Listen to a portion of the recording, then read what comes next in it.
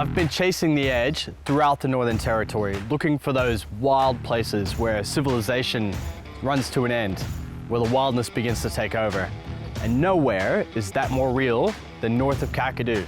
From Cahill's Crossing north, the track becomes a highway through the danger zone. There are crocodiles waiting on every creek crossing to eat hapless tourists. Up here, the wildness just oozes out of everything.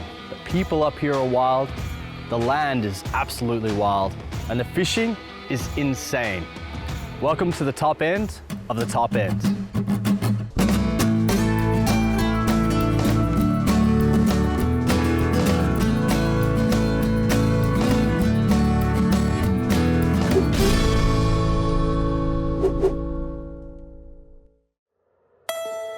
If you want to explore the northern reaches of Arnhem Land, you have to pass through the gauntlet of Kakadu National Park. Like some medieval trial by ordeal, the last test on the road north into Cobourg Peninsula and beyond is Cahill's Crossing. Let me tell you a tale of carnage and woe. This is Cahill's Crossing at the northeast corner of Kakadu National Park, and I reckon it's probably the most dangerous 200 meters of road in Australia. Between the saltwater crocodiles that have taken at least a dozen people here, and the fast-moving waters, if you catch it at the wrong tide, evidence behind me here as well, this place has claimed probably twice as many cars as human lives. That's not the kind of place that you trifle with. You really need to check the tides before you cross here.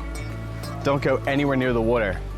Just looking out here, you can see half a dozen salties staring back at you any time of day.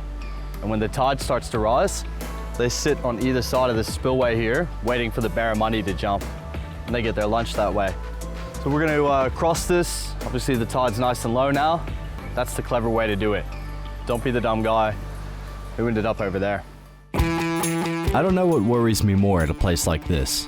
The surety, the crystal clear knowledge that I'm on the wrong side of the fence at the zoo here, surrounded by man-eating reptiles with the patience of mountains and the speed of lightning. Or watching people walk alongside the crossing nonchalantly, seemingly unaware of the dozen or so signs printed in English and, with no apparent explanation why, German, warning them against exactly this kind of behavior. Throw in even a shallow water crossing in the D-Max, and the knuckles were definitely white for the length of the causeway here at Cahill's. Once you leave Kakadu National Park, you enter a lost world. This is Arnhem Land, and you need a permit to even be on this road. There are no other vehicles along the entire 250-kilometer trip north through this deserted landscape. Mate, I reckon as soon as you go through that crossing, the country instantly changes. It just opens up a bit, feels, I don't know, a lot drier, a lot more wild. Yeah, mate, it's absolutely beautiful out here, and driving through these massive rock escarpments, you can really feel the history behind it. This is the real outback. If Kakadu was Vegas, this is the unending desert surrounding that oasis. Creeks here are replaced by cracked stone massifs. The road seems to boil away in the distance, the horizon a constant mirage of broken promises, cool blue water always shimmering away into red dust. We're headed to a small camp right at the base of the Cobourg Peninsula called Wiligi.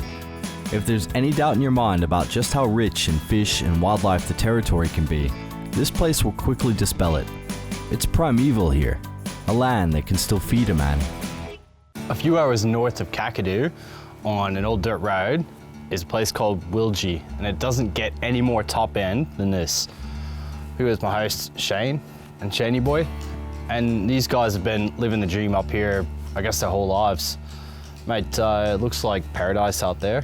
Blue water. You go swimming in there? No. Too many salties? Yeah. Probably some sharks too? Yeah, a few tiger sharks. So you can fish right out the front here? Yeah, plenty of beaches. Mangrove jack, trevally, queenies. Yeah, lots of other stuff. Mud crab. There's oysters. Yeah. Yeah, everything good. It looks like pretty rich pickings up here. Everyone has said, once you get up here, fishing is going to be insane. Yeah, it always is. That doesn't sound like fishing to me. Fishing's supposed to be hard work. Oh, it is sometimes. You know, like today, it's windy and all that. It's pretty. You can't go out and not catch one fish. Yeah. Yeah.